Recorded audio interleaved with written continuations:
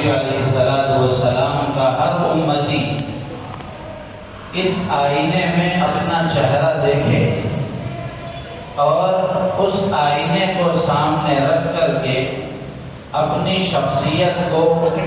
سنوارنے کی کوشش کرے، سدھارنے کی کوشش کرے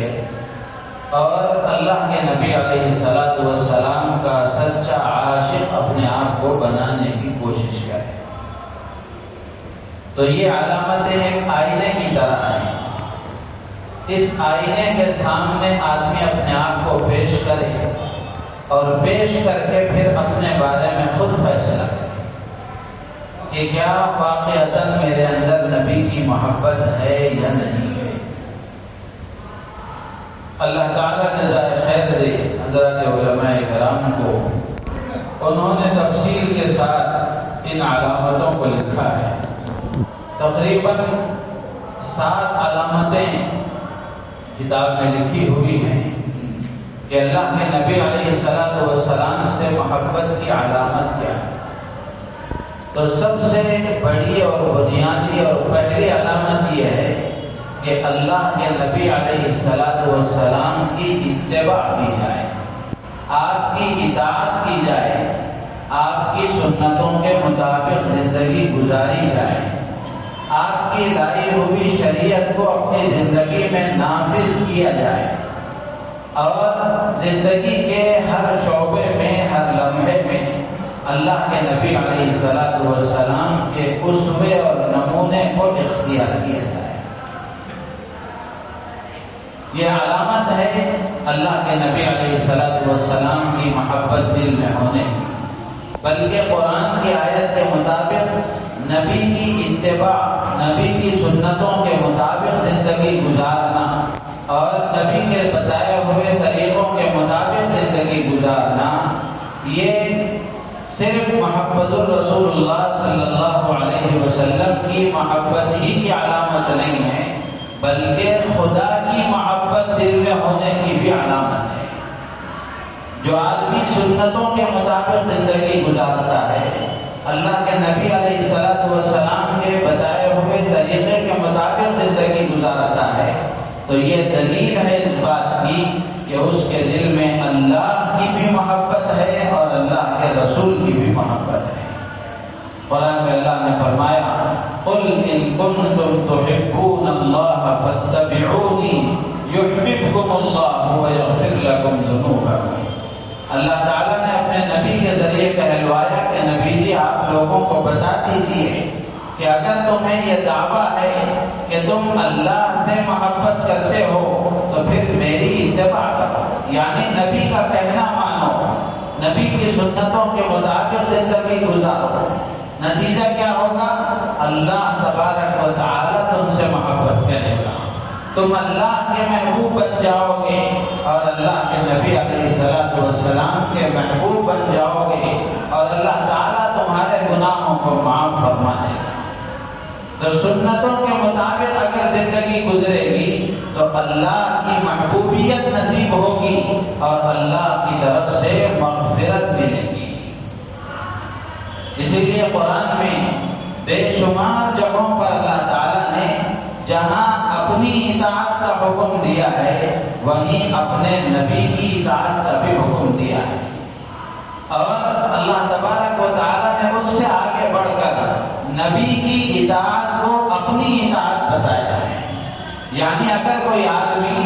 نبی کا کہنا مانتا ہے، نبی کی بتائی ہوئی ہدایات کے مطابق زندگی گزارتا ہے، تو یہ دراصل اللہ کی باتوں کو مانتا ہے، اللہ کی اطاعت کرتا ہے۔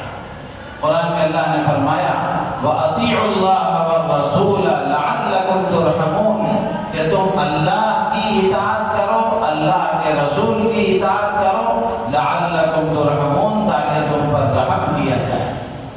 اللہ کی طرف سے رحم کو حاصل کرنے اور اللہ کی رحمتوں کو اپنی طرف متوجہ کرنے کا راستہ یہ ہے کہ اللہ کی اطاعت کی جائے اور اللہ کے نبی علیہ السلام کی اطاعت کی جائے۔ دوسری جگہ اللہ نے فرمایا مَن يُطِعِ الرَّسُولَ فَقَدْ أَطَاعَ اللَّهَ جو نبی کا کہنا مانتا ہے وہ اللہ کا اطاعت کرنے والا ہے۔ تو میرے عزیز نبی پاک صلی اللہ تعالی علیہ وسلم سے محبت کی کہ اللہ کے نبی کی اطاعت ہم کرنے والے بن جائیں، اللہ کے نبی کی سنتیں ہماری زندگی میں زندہ ہو جائیں، اور اللہ کے نبی علیہ السلام کے زندگی گزارنے کے بتائے ہوئے جو طریقے ہیں ان طریقوں کو ہم اپنانے والے بن جائیں، وہ طریقے ہمیں پسند آئیں اور ان طریقوں کو ہم اختیار کرنے والے بن جائیں۔ اس سے پہلے بھی بہت مرتبہ میں نے سنایا کہ سنتوں کے بارے میں بزرگ نے بڑی اچھی بات کہی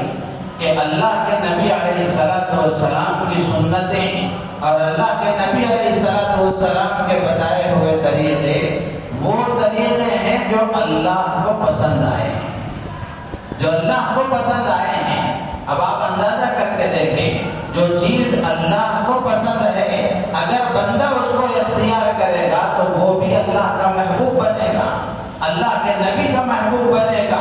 اور جب اللہ کی پسندیدہ چیزوں کو بندہ اپنانے لگے گا اور اس کو اختیار کر کے زندگی گزارنے لگے گا تو اللہ کی رحمتیں بندوں کی طرف متوجہ ہوں گی، برکتوں کا نزول ہوگا اور اللہ کی مدد و نصرت بندوں کے ساتھ شامل حال ہوگی۔ تو اس لیے ہم سب کی ذمہ داری یہ ہے کہ ہم صرف زبانی دعوے تک محدود نہ رہیں بلکہ اس سے آگے بڑھ کر عملی زندگی پیش کرنے والے بنیں، اپنی زندگی میں اللہ کے نبی کی سنتوں کو لانے والے بنیں۔ ایک سیڑھی پر ہم نے قدم رکھ دیا ہے کہ ہم زبان سے تو ماشاءاللہ دعویٰ کر رہے ہیں، اپنے دعوے کو صحیح سمجھانے کے لیے، اپنے دعوے کو صحیح بتانے کے لیے دلیل کی ضرورت ہوتی ہے، اور وہ دلیل یہ ہے کہ زندگی اللہ کے نبی کی شریعت کے مطابق بن جائے۔ ہمارے رات و دن، ہماری انفرادی اور اجتماعی زندگی، کھانے پینے سونے جاگنے کے طریقے اور خوشی اور غم کے مواقع، کاروبار اور معاملات، معاشرتی زندگی اور ہماری عبادتیں، ہمارے اخلاق اللہ کے نبی علیہ السلام کے بتائے ہوئے طریقے کے مطابق ہو جائیں، تو پھر اس کے بعد ہم دیکھیں گے کہ جس طرح صحابہ نے اللہ کے نبی علیہ السلام سے سچی محبت کی اور محبت کا ثبوت دیا، اللہ کے نبی کی سنتوں کو اپنی زندگی میں انہوں نے اختیار کیا، تو جیسے اللہ تعالیٰ نے ان کے ساتھ اپنی مدد و نصرت کا معاملہ فرمایا، جیسے اللہ کی رحمتیں ان کی طرف متوجہ تھی، جیسے برکتوں کا نزول ان پر ہو رہا تھا، آج بھی اللہ کے وہی وعدے ہیں۔ شرط یہ ہے کہ ان کی طرح ہم اطاعت کرنے والے بن جائیں، ان کی طرح ہم سنتوں کو اپنانے والے بن جائیں، ان کی طرح اپنی زندگی کو نبی کی زندگی کے مطابق بنانے والے بن جائیں، ان کی طرح نبی کو آئیڈیل اور نمونہ بنا کر سامنے رکھ کر زندگی گزارنے والے بن جائیں۔ اللہ کے نبی علیہ السلام نے بھی حدیث میں صاف فرمایا، کل امتی یدخلون الجنت الا من ابا، اللہ کے نبی فرماتے ہیں کہ میرا ہر امتی جنت میں داخل ہوگا سوائے اس کے جو انکار کرتے ہیں، جس نے انکار کیا وہ جنت میں داخل نہیں ہو سکتا۔ صحابہ نے پوچھا ومن یأبا، اے اللہ کے نبی انکار کرنے والا بدبخت اور بد نصیب کون ہے؟ تو اللہ کے نبی علیہ السلام نے فرمایا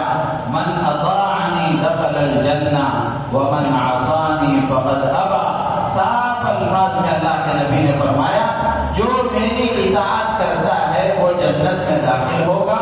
اور جس کو میرا طریقہ پسند نہیں ہے، میری سنتیں پسند نہیں ہیں، میری لائی ہوئی شریعت پسند نہیں ہے، اس کو اختیار کرنے کے لیے وہ تیار نہیں ہے، میرے طریقوں کو چھوڑ کر زندگی گزارتا ہے، میری سنتوں کو چھوڑ کر زندگی گزارتا ہے، میری باتوں کو جو نہیں مانتا، جو میری نافرمانی کرتا ہے، اللہ کے نبی نے فرمایا وہی انکار کرنے والا ہے۔ اس میں کوئی گھٹی چھپی بات نہیں ہے۔ اللہ کے نبی نے دو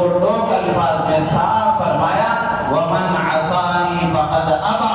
جو میری بات کو نہیں مانتا، جو میرے احکامات کو نہیں مانتا، جس کو میری سنتیں پسند نہیں ہیں، میری طرح لباس پہننا پسند نہیں ہے، میری طرح چہرہ رکھنا پسند نہیں ہے، میری طرح عبادتیں کرنا اس کو پسند نہیں ہے، میری طرح معاملات کرنا اس کو پسند نہیں ہے، میری طرح معاشرتی زندگی گزارنا اس کو پسند نہیں ہے، میری طرح اخلاق کو اختیار کرنا پسند نہیں ہے، تو یہی میرا انکار کرنے والا ہے۔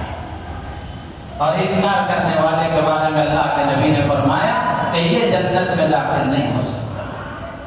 تو میرے عزیز و دوست بزرگوں، ان آیتوں کو اور ان حدیثوں کو سامنے رکھ کر ہم اپنا جائزہ لیں اور دیکھیں کہ کیا ہمارے اندر اللہ کے نبی علیہ السلام کی سچی محبت ہے یا نہیں ہے۔ ایک روایت میں آتا ہے، ایک صحابی کہتے ہیں کہ اللہ کے نبی علیہ السلام نے ایک لکیر کھینچی اور پھر آپ نے فرمایا ھذا سبیل اللہ، کہ یہ اللہ کا راستہ ہے۔ ایک لکیر آپ نے سیدھی کھینچی، پھر دائیں طرف بائیں طرف ادھر ادھر بھی آپ نے لکیریں کھینچی۔ اللہ کے نبی علیہ السلام نے فرمایا یہ جو سیدھی لکیر ہے یہ اللہ کا راستہ ہے، اور جو دائیں بائیں ادھر ادھر لکیریں کھینچی گئی ہیں یہ الگ الگ مختلف راستے ہیں۔ ان راستوں میں سے ہر راستے پر ایک شیطان ہے جو اپنی طرف لوگوں کو بلا رہا ہے۔ یہ سب گمراہی کے راستے ہیں۔ نجات کا، کامیابی کا، دنیا میں عزت اور سربلندی کا اور آخرت کی کامیابی کا راستہ وہ صرف ایک راستہ ہے، محمد رسول اللہ صلی اللہ علیہ وسلم کا بتایا ہوا راستہ ہے۔ اگر کوئی کامیابی چاہتا ہے، اگر کوئی روزی میں برکت چاہتا ہے، اگر کوئی زندگی میں چین و سکون چاہتا ہے، اگر کوئی اپنے درمیان میں محبت چاہتا ہے، اگر کوئی دنیا میں سربلندی چاہتا ہے اور آخرت کی ابدی راحتیں اور نعمتیں چاہتا ہے، تو دنیا اور آخرت کی کامیابی کے لیے ایک ہی راستہ ہے، وہ محمد رسول اللہ صلی اللہ علیہ وسلم کا راستہ ہے۔ جو اس کو اختیار کر لے گا اس کی دنیا بھی آباد ہے، اور جو اس کو اختیار کر لے گا اس کی آخرت بھی آباد ہے۔ اور جو اس کو چھوڑ کر ادھر ادھر کی طرف جائے گا، ادھر ادھر کے راستوں پر جائے گا، وہ نبی کی بات پر لبیک کہنے والا نہیں ہے، وہ شیطان کی دعوت کو قبول کرنے والا ہے۔ اللہ کے نبی نے صاف فرمایا کہ ان میں سے ہر ایک پر ایک شیطان ہے، یدعو الیہ، جو اپنی طرف لوگوں کو دعوت دیتا ہے، بلاتا ہے۔ تو جو نبی کے طریقے کو چھوڑ کر دوسری طرف جاتا ہے، مثال کے طور پر شادی ہے، ایک عمل ہے، ایک ضرورت ہے، ایک عبادت ہے۔ آدمی اس عمل کو کرنے کے لیے اگر نبی کا بتایا ہوا طریقہ اختیار کرتا ہے تو دنیا میں بھی اسے چین و سکون ملے گا، دنیا میں بھی محبتیں ملیں گی، دنیا میں بھی راحتیں ملیں گی، اور آخرت میں بھی وہ کامیاب ہوگا۔ اگر نبی کے بتائے ہوئے طریقے کو چھوڑ کر لوگوں کے جو رواج ہیں، لوگوں کے جو رسوم ہیں ان کو اختیار کرے گا، دنیا میں بھی پریشان ہوگا، آخرت میں بھی پریشان ہوگا، اور یہ نبی کے طریقے کو چھوڑ کر ادھر ادھر کی بات کو ماننے والا یہ شیطان کی دعوت کو قبول کرنے والا ہے۔ تو میرے عزیز و دوست بزرگوں، ہم اپنا جائزہ لے کر کے دیکھیں، زبان سے ہم دعویٰ محبت رسول کا کر رہے ہیں اور دعوت شیطان کی قبول کر رہے ہیں۔ زبان سے دعویٰ تو عشق رسول کا ہے، لیکن عمل بتا رہا ہے کہ دعویٰ صحیح نہیں ہے۔ تو اس لیے نبی کی سنتوں کی جو اہمیت ہے وہ اپنی جگہ مسلم ہے کہ انہی سنتوں میں ہماری نجات ہے، انہی سنتوں میں ہماری کامیابی ہے، اور انہی سنتوں کے اختیار کرنے میں چین و سکون ہے۔ ایک بزرگ گزرے ہیں قاری امیر حسن صاحب رحمۃ اللہ علیہ، سنتوں کے بارے میں بڑی اچھی بات بتاتے ہیں کہ اللہ کے نبی علیہ السلام کے جو طریقے ہیں یہ احسن ہیں، اکمل ہیں، اسہل ہیں۔ تین جملے فرماتے تھے کہ اللہ کے نبی علیہ السلام کی جو سنتیں ہیں، آپ علیہ السلام کے بتائے ہوئے جو طریقے ہیں، وہ دنیا میں اس کام کے کرنے کے جتنے طریقے ہو سکتے ہیں ان تمام طریقوں میں سب سے خوبصورت اور بہتر طریقہ وہ ہے جو نبی پاک صلی اللہ تعالی علیہ وسلم نے بتایا۔ اس سے اچھا کوئی طریقہ نہیں ہو سکتا۔ اس کام کے کرنے کا سب سے اچھا طریقہ وہی ہے جو نبی پاک صلی اللہ علیہ وسلم نے بتایا ہے۔ اسی کو کہتے ہیں کہ سنتیں سب سے احسن ہیں، خوبصورت ہیں۔ اور پھر دوسرا جملہ فرماتے تھے کہ اللہ کے نبی کے بتائے ہوئے طریقے اکمل ہیں، یعنی آپ کے جو بتائے ہوئے طریقے اور آپ کی سنتیں اس کام کے کرنے کے لیے سب سے زیادہ کامل اور مکمل ہیں۔ دنیا والوں کے بتائے ہوئے طریقے ادھورے اور ناقص ہیں۔ آج اس پر عمل کیا جا سکتا ہے تو کل کو وہ قابل عمل نہیں ہے۔ آج ریسرچ کر کے کوئی بات بتائی جاتی ہے، کل کو پھر وہی سائنسدان بتاتے ہیں کہ یہ جو ہم نے ریسرچ کی تھی وہ غلط ہے، آج یہ طریقہ سمجھ میں آیا۔ اللہ کے نبی علیہ السلام کے بتائے ہوئے طریقے آج بھی اسی طرح زندہ ہیں جس طرح اللہ کے نبی کی حیات میں زندہ تھے۔ قیامت تک یہ قابل عمل ہے، اس کی ویلیڈیٹی ختم ہونے والی نہیں ہے، قیامت تک یہ چلنے والے ہیں۔ زمانہ چاہے جیسا بدلتا رہے، حالات چاہے جیسے بدلتے رہیں، سنتوں میں جو جان نبی پاک صلی اللہ علیہ وسلم کے زمانے میں تھی، جو کمال نبی پاک صلی اللہ علیہ وسلم کے زمانے میں تھا، آج بھی وہی کمال ہے اور قیامت تک وہی کمال باقی رہے گا۔ اس لیے حضرت فرماتے تھے کہ اللہ کے نبی علیہ السلام کے طریقے اکمل ہیں، سب سے زیادہ کامل اور مکمل وہی طریقہ ہے اس کام کے کرنے کا جو نبی پاک صلی اللہ علیہ وسلم نے بتایا ہے۔ تو اگر کوئی یہ چاہتا ہے کسی کام کو کرنے کے سلسلے میں کہ میں اس کام کو کامل طریقے پر کروں، سب سے خوبصورت طریقے پر کروں، تو اس کو چاہیے کہ وہ طریقہ اختیار کرے جو نبی پاک صلی اللہ علیہ وسلم نے بتایا ہے۔ اور تیسری بات فرماتے تھے کہ اللہ کے نبی علیہ السلام کی سنتیں اسہل ہیں، یعنی مشکل نہیں ہے، ان پر عمل کرنا دشوار نہیں ہے، پریشان کن نہیں ہے، بلکہ آپ کے طریقے کو اختیار کرنا سب سے زیادہ آسان ہے۔ ایک شادی کو ہی لے لیں، اللہ کے نبی علیہ السلام نے شادی میں صرف 2 خرچ بتائے ہیں اور وہ دونوں لڑکے کے ذمے میں ہیں۔ ایک مہر ہے جو لڑکا ادا کرے گا اور ایک ولیمہ ہے جو لڑکا اپنی استطاعت کے مطابق ادا کرے گا۔ اس کے علاوہ شادی کے نام پر شادی سے پہلے جتنے رسوم و رواج کیے جاتے ہیں اور شادی کے بعد جتنے رسوم و رواج کیے جاتے ہیں، یہ ہماری بلائیں اور مصیبتیں ہیں جو ہم نے بول لی ہیں، ورنہ نبی پاک صلی اللہ علیہ وسلم نے شادی کا جو طریقہ بتایا یہ سب سے آسان ہے۔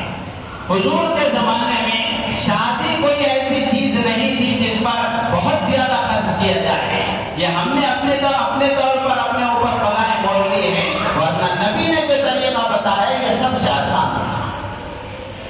تو اللہ کے نبی علیہ السلام کے بتائے ہوئے طریقے احسن ہیں، اکمل ہیں، اسہل ہیں،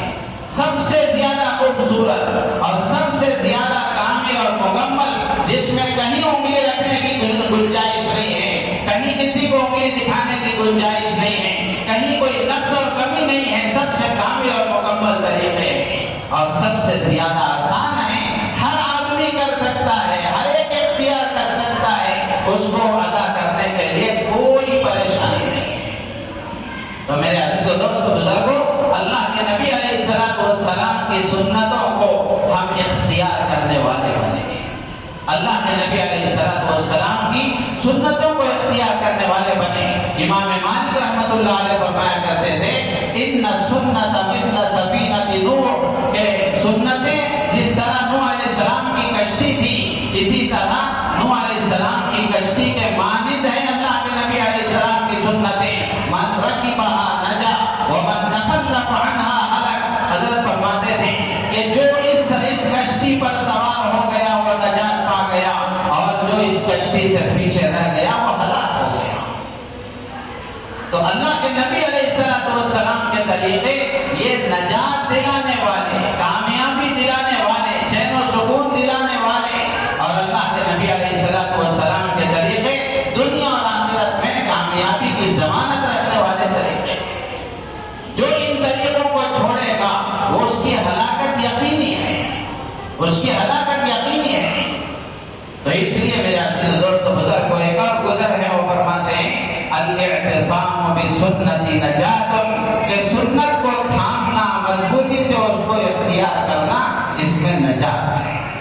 اس میں نجات ہے۔ تو اس لیے ہم سب کی ذمہ داری ہے کہ اللہ کے نبی علیہ السلام کی سنتوں کو اختیار کریں۔ آپ کی سنتوں کو اختیار کرنے والے بایزید بستامی رحمۃ اللہ علیہ فرمایا کرتے تھے کہ اگر تم دیکھو کسی کو کہ اس کو کرامتیں دی گئی ہیں، وہ ہواؤں میں اڑ رہا ہے، پانی پر چل رہا ہے اور اس کے ہاتھ میں سونا مٹی سونا بن رہی ہے، اس طرح کی کرامتیں کسی کو دی گئی ہیں، وہ ہوا میں بھی اڑتا ہو تو اس سے دھوکہ مت کھاؤ، اس سے دھوکہ مت کھاؤ، بلکہ یہ دیکھو کہ اس کی زندگی میں اللہ کے احکامات ہیں یا نہیں ہیں، وہ شریعت کے حدود میں رہتا ہے کہ نہیں رہتا ہے، اس کی زندگی میں نبی کی سنتیں ہیں کہ یا نہیں ہیں۔ اگر نبی کی سنتیں ہیں، اللہ کے احکامات ہیں، وہ اللہ کی منع کردہ نواہی سے اور ممنوعات سے محرمات سے اللہ کے حرام کردہ چیزوں سے بچ کر زندگی گزارتا ہے تو یہ حقیقت میں نبی کا عاشق ہے، یہ حقیقت میں ولی ہے۔ اگر اس کے علاوہ وہ کرامتیں دکھا رہا ہے تو اس کی کرامتوں سے ہمیں کیا لینا دینا ہے؟ اسی لیے ہم بات یہ کہتے ہیں کہ ولیوں کے کرامتیں بیان کی جاتی ہیں، ولیوں کی زندگی بیان کرنا چاہیے، ولیوں کی سیرت بیان کی جانی چاہیے، ولیوں کے رات و دن بیان کیے جانے چاہیے، ولیوں کی عبادتوں کو بتانا چاہیے، ولیوں کی رات کی تنہائیاں کیسے گزرتی تھی، ولیوں کے رات کے دن کیسے گزرتے تھے، اور ولیوں کے معاملات اور لین دین کیسے تھے، ولیوں کی معاشرتی زندگی کیسی تھی، ولیوں کے اخلاق کیسے تھے، اس کو بیان کرنا چاہیے۔ صرف کرامتوں کو بیان کرنے سے اس میں ہمارا کیا فائدہ ہے؟ ظاہر سی بات ہے وہ کرامتیں آپ تو نہیں دکھا سکتے، وہ تو ان کے ساتھ خاص ہیں، وہ اللہ تبارک و تعالیٰ کی طرف سے اس وقت کی ضرورت کے لیے وہ ظاہر ہو جاتی ہے، ورنہ تو کرامتیں دلیل نہیں ہوا کرتی، کرامتیں دلیل نہیں ہوا کرتی۔ اسی لیے کل ہی مغرب کے بعد میں ایک ضروری مشورہ تھا، شہر کے کچھ علماء کو بلایا گیا تھا، اس میں ہمارے حاجی فاروق صاحب دامت برکاتہ نے بڑی ایک عجیب بات فرمائی کہ انگریز کی کوشش یہ رہی، ہمارے ملک میں انگریز کی کوشش یہ رہی کہ ولیوں کی کرامتوں کو لوگوں کے سامنے لایا جائے، صحابہ کی زندگی کو ان کے ذہنوں سے نکال دیا جائے۔ انگریز کی یہ کوشش رہی کہ صرف ولیوں کی کرامتیں ان کے ذہنوں میں رہیں، ولیوں کی کرامتیں ان کے سامنے بیان کی جائیں اور صحابہ کی زندگی ان کے اندر سے ہٹا دی جائے، نکال دی جائے۔ اور ہمارے اکابر الحمدللہ بزرگان دین نے، اولیاء کاملین نے پوری کوشش اس بات کی تھی اس وقت سے کہ لوگوں کے سامنے صحابہ کی زندگی بیان کی جائے، اس لیے کہ صحابہ کی زندگی دلیل ہے، اولیاء کی کرامتیں دلیل نہیں ہے، اولیاء کی زندگی دلیل ہے، اولیاء کی زندگی دلیل ہے۔ بات اچھی طرح سمجھیں، اولیاء کی کرامتیں ہمارے لیے دلیل نہیں ہے، بلکہ اولیاء کی زندگی دلیل ہے کہ ان کی عبادتیں کیسی تھی، ان کے معاملات کیسے تھے، ان کے اخلاق کیسے تھے، یہ ہمارے لیے دلیل ہے۔ اگر ان جیسی عبادتوں کو ہم اختیار کریں گے، ان جیسے معاملات ہم اپنے بنائیں گے، ان جیسے اخلاق اگر ہم اختیار کریں گے، جس طرح وہ اللہ کے برگزیدہ مقرب بندے بنے، اسی طرح ہم بھی اللہ کے ولی بنے۔ صرف کرامتوں کو سن کر اچھلتے رہے، کرامتوں کو سن کر ناچتے رہے، اس میں ہمارا کیا فائدہ ہے؟ یہ کرامتیں تو اللہ کی طرف سے وقتی ضرورت کے لیے ظاہر ہو جاتی ہیں، ورنہ تو ان کرامتوں کو ظاہر کرنے کا اس ولی کا بھی ارادہ نہیں ہوتا، اس ولی کا بھی ارادہ نہیں ہوتا، وہ اللہ کی طرف سے ان سے ظاہر ہو جاتی ہیں، وہ ظاہر نہیں کرتے۔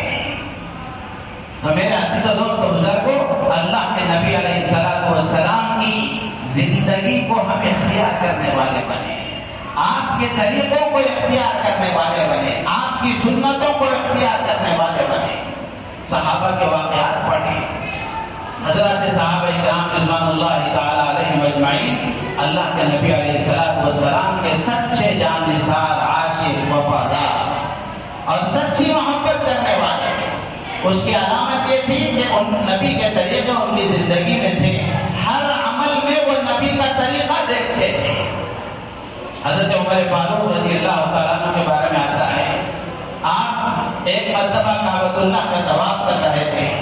حجر اسود کے سامنے جب آ گئے، حجر اسود پر نگاہ پڑی تو اس کو مخاطب کر کے، حجر اسود کو مخاطب کر کے کہنے لگے انی لأعلم انک حجر لا تضر ولا تنفع، میں اچھی طرح جانتا ہوں کہ تو بھی ایک پتھر ہے، نہ تو نفع دے سکتا ہے نہ نقصان دے سکتا ہے، میں تجھے بوسہ اس لیے دے رہا ہوں کہ میں نے نبی پاک صلی اللہ تعالی علیہ وسلم کو تجھے بوسہ دیتے ہوئے دیکھا ہے، اور میرے نبی نے تیری فضیلت بیان فرمائی ہے، اس لیے میں تجھے بوسہ دے رہا ہوں کہ نبی کے عمل کی مشابہت اختیار کرتے ہوئے، نبی کے عمل کی اتباع کرتے ہوئے میں تجھے بوسہ دے رہا ہوں، ورنہ تو تیری کوئی حقیقت نہیں ہے، تو بھی ایک پتھر ہی ہے۔ آپ اندازہ کریں کیسا ایمان تھا حضرت عمر رضی اللہ تعالیٰ عنہ۔ حضرت علی رضی اللہ تعالیٰ عنہ کے بارے میں ایک صاحب بتاتے ہیں کہ ایک مرتبہ حضرت علی رضی اللہ تعالیٰ عنہ کے سامنے سواری لائی گئی، آپ نے اس کے رکاب پر قدم رکھا تو بسم اللہ فرمایا، پھر جب آپ چڑھ کر اس جانور کی پیٹھ پر بیٹھ گئے تو اس کے بعد الحمدللہ کہا، پھر اس کے بعد میں سواری اور سفر کی دعا پڑھی، سبحان الذی سخر لنا ھذا وما كنا له مقرنین وانا الی ربنا لمنقلبون، یہ دعا پڑھی، پھر اس کے بعد میں 3 مرتبہ الحمدللہ کہا،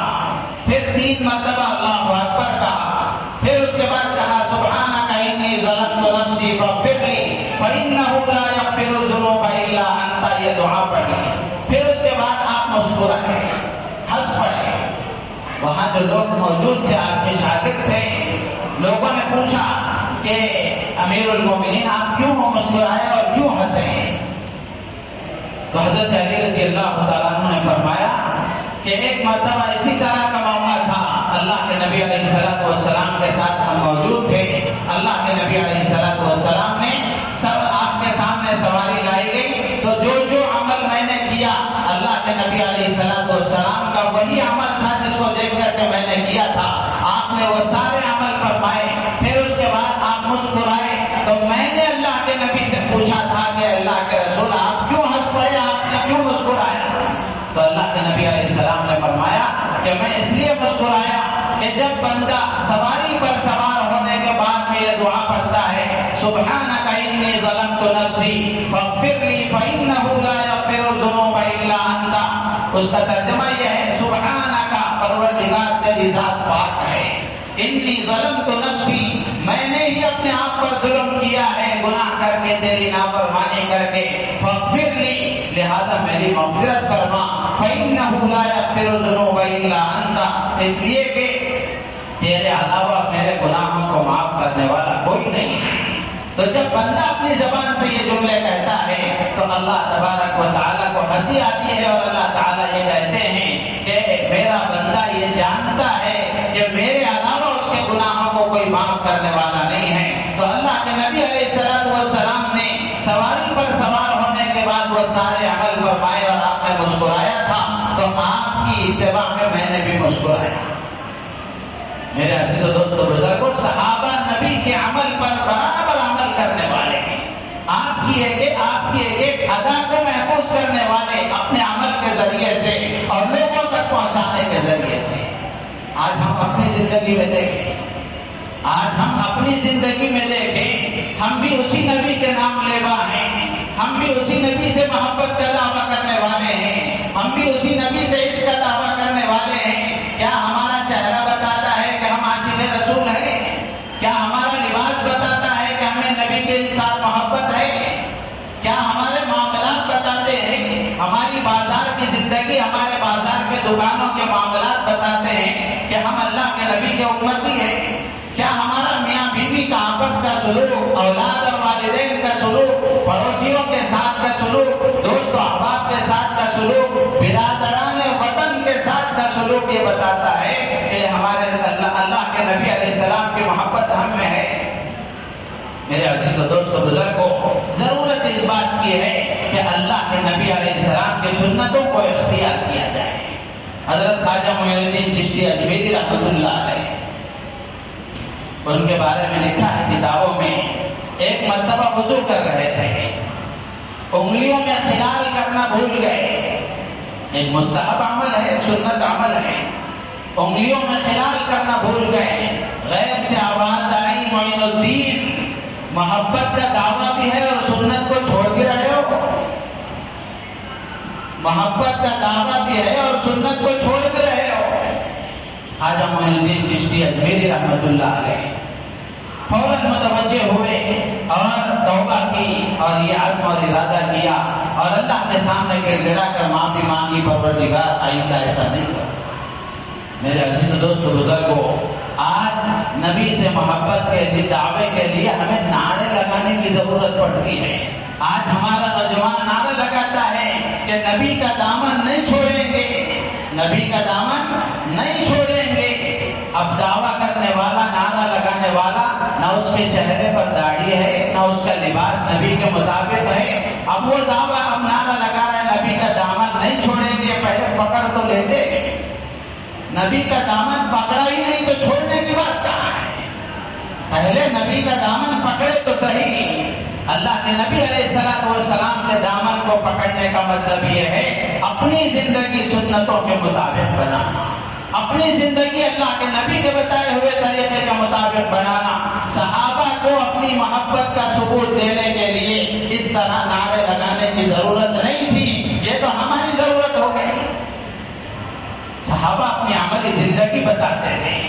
ان کے رات و دن اللہ کے نبی علیہ السلام کے جیسے تھے، ان کی عبادتیں نبی کے جیسے تھی، ان کے معاملات نبی کے جیسے تھے. اس لیے اگر کوئی یہ دیکھتا تو کہتا یہ واقعتاً عاشق رسول ہے، یہ واقعتاً نبی سے محبت کرنے والا ہے. میرے عزیز و دوست بزرگوں، آخر یہ ڈھوک کب تک چلتا رہے گا؟ یہ دوگلاپن کب تک چلتا رہے گا؟ ہم اب دنیا کے اختتام کو پہنچ رہے ہیں، آخری زمانہ گزر رہا ہے، اللہ کی طرف سے چھٹائی کا دور ہے. اللہ تبارک و تعالیٰ اچھے کچے سب لوگوں کا انتخاب کریں گے. اللہ تعالیٰ چھانٹیں گے کہ کون سچا مومن ہے اور کون منافق ہے، کس کے اندر ایمان میں مضبوطی ہے اور کس کے ایمان میں کمزوری ہے، کون دجال کے لشکر کے ساتھ جائے گا، کون مہدی کے لشکر کے ساتھ جائے گا. اب یہ دور آخری دور ہے، بالکل اختتام کی طرف ہم پہنچ رہے ہیں. ہماری ذمہ داری ہے کہ ہم اپنے آپ کو سچا مسلمان بنانے کی فکر کریں. جن بزرگوں کے ہم نام لیوا ہیں،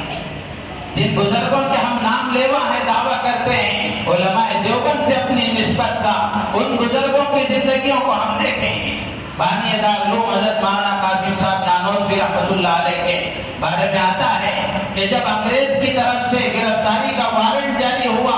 لوگوں نے من سماجت کی کہ حضرت آپ روپوش ہو جائیں، چھپ جائیں، کہیں ایسا نہ ہو کہ آپ کو گرفتار کر لیا جائے اور آپ ہم سے دور ہو جائیں.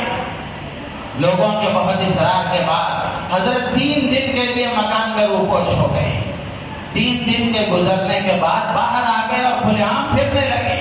لوگوں نے پھر من سماجت کی کہ حضرت اللہ کے لیے آپ روپوش ہو جائیں اور مکان میں چھپ جائیں، کہیں ایسا نہ ہو کہ آپ کو گرفتار کر لیا جائے. میرے عزیز و دوست بزرگوں، بانی دارالعلوم حضرت مولانا قاسم صاحب نانوتوی رحمۃ اللہ علیہ نے فرمایا کہ 3 دن مکان میں اس لیے نہیں چھپا کہ اپنی جان بچانا ہو، بلکہ میں نے 3 دن مکان میں اس لیے روپوش ہوا اور 3 دن اس لیے میں مکان میں چھپ گیا کہ اللہ کے نبی علیہ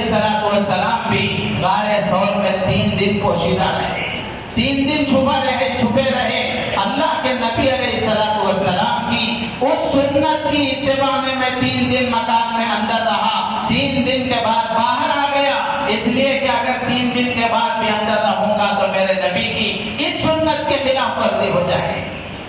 جان کو بچانے کے لیے سنتوں کو اپنانا یہ اور بات ہے، جان قربان کرنے کا موقع ہے، جان لٹانے کا موقع ہے. ایسے موقع پر بھی اللہ کے نبی کی سنتوں کو اختیار کرنا یہ دل والوں کا کام ہے،